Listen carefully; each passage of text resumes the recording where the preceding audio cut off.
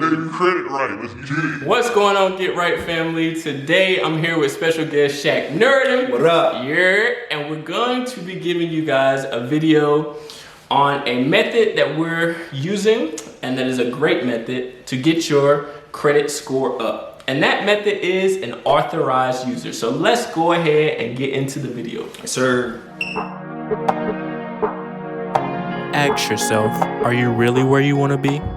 All right, so go ahead and starting off. What is an authorized user? It means giving another person access to an existing credit card account, being able to help them establish credit history. You may see this when somebody has their credit and there's not really good and they're trying to boost it. Yep. Some people pay for this type of service, but you can really do it yourself, being if you have somebody that's trusted around you, but that's definitely one. Some of the responsibilities of being an authorized user is, first off, you still are establishing your own credit, because you already know faith without works is dead. That's straight from the Bible right there. Come on now. You need to make sure you're working on your own at the same time. This is not a get rich quick scheme, or not even get rich quick, but this is not a streamlined process. You still have to go through your process, but this is a way to enhance your credit while having somebody else help you. So just make sure you're still handling your credit, paying your bills on time, making sure you're staying under that utilization rate, making sure you're just still being responsible when it comes to your credit, and also letting that person positively influence your credit as well. So before we keep coming with this heat and tell you about the pros and the cons of a authorized user, I have to give a special shout out to Kay Lewis. That's our account of the week. Okay. Yeah. We appreciate you. We definitely appreciate you. You gave us some encouraging words last week on my last video. So, if you guys want to be hosted or posted as my account of the week, be sure to share this information. We're coming hard. We're trying to give you the information that you need to succeed at a younger age. So go ahead, do that. Yeah, keep showing love, baby. Thank you. So the first pro of an authorized user is this is going to allow you to have a higher starting credit score. It is. So if you ain't never purchased anything, if you've never put anything in your name, you probably don't have any credit score, and that's not necessarily a problem, but it's not good credit. You know what I'm saying? So what that means is, if you get an authorized user, if you start putting things in your name, it's going to give you a better starting point. It's not about how you start, it's about how you finish. And if you haven't started, you're not even in this conversation. So you want to go ahead and make sure you start off well, especially coming out of college. A lot of kids, not even kids, but a lot of students are trying to establish themselves, as you should, but you need to make sure you have credit first. So that's the first thing it's going to help you with. Yep. The second pro to having an authorized user is that it will allow you to increase your credit score.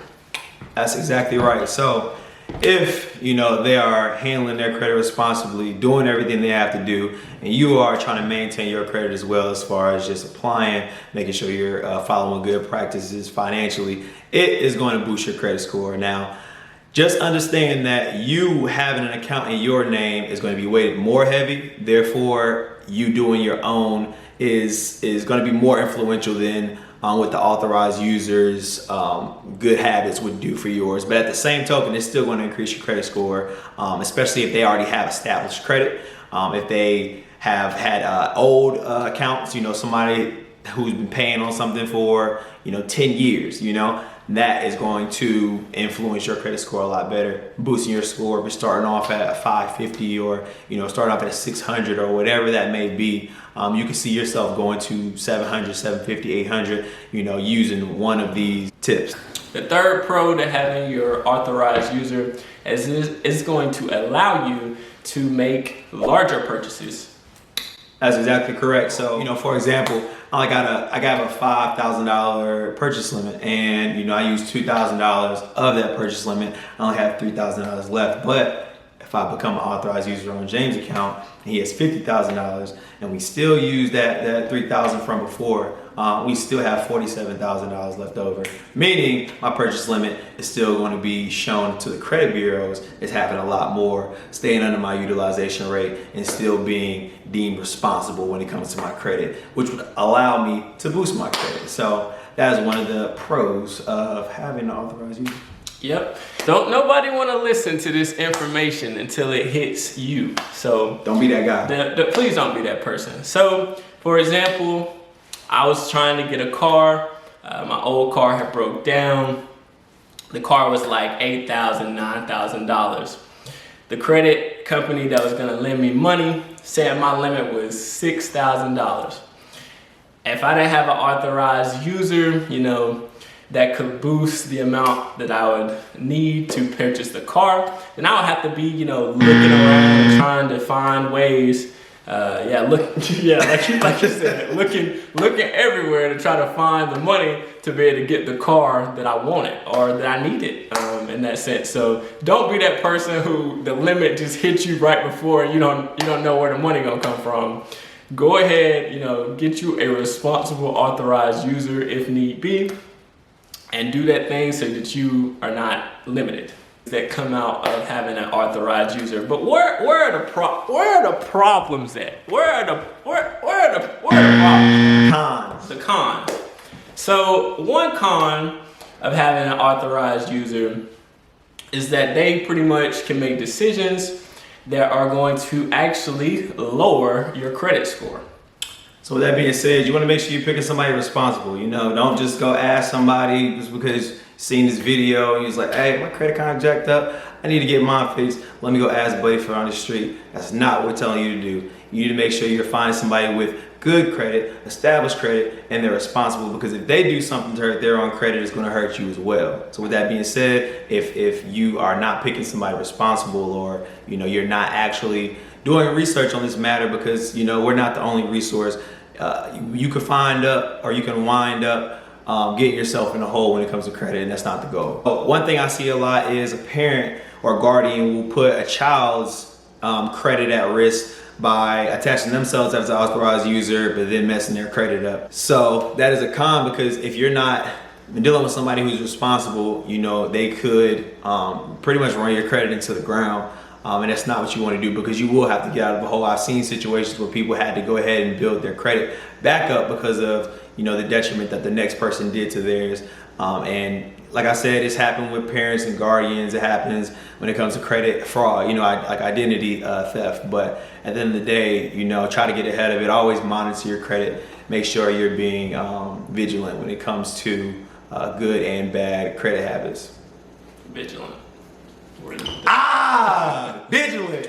The last con that could come about when you're using an authorized user is that the authorized user that you're using does not actually, or the company that you're actually using does not connect all three credit bureaus together. And so what I mean by that connection is that one person that jumps on your credit, their decisions won't affect your credit. And so you don't want this, because the whole purpose of you putting them as your authorized user is for them to make good decisions and to ultimately increase your credit score. So make sure that whoever you're going through definitely connects all three credit bureaus. That way you're getting credit for someone else's good works. So we couldn't end this video without giving you guys some good resources to use. So one resource that we have for you when using, or having an authorized user is to talk with your local bank or a financial advisor. They will help you and give you more information on how different programs work. And so, like I mentioned earlier, with those three credit bureaus being connected, they'll give you information on that and ensure that you're getting exactly what you want out of that authorized user. Another resource that we have for you guys is using nerdwallet.com. They have a great article on authorized users. The description will be down below, so make sure you check it out. They also have some extra great information on finances and things like that. So make sure you go look at that if you want to know more. Look at you. As always, if you're interested in being informed on how to make better decisions at a younger age, please be sure to hit that subscribe button. If you like this content and want to know more content about finance and things like that, make sure you DM me. Let me know this so I can pair with maybe a few other people. in doing this, and someone who can, you know, give you guys more insight and detailed information that can answer some of your questions. As always, I appreciate you guys for taking the time to watch this video. I appreciate you, Shaq, for definitely, you know, making this video right and good. And we're gonna see you guys in the next one. Peace. Yeah. Get that credit right, baby. Credit right. Let's get it. Works. The good works. Good works. Yeah. You know, using one of these tips. Tips. I'm an authorized user on James, and James he got $100. He used $700 as well. So I have $300 left over, but he has, come on, do the math. $999,300 left over. Is that how much? Nah. Anyway.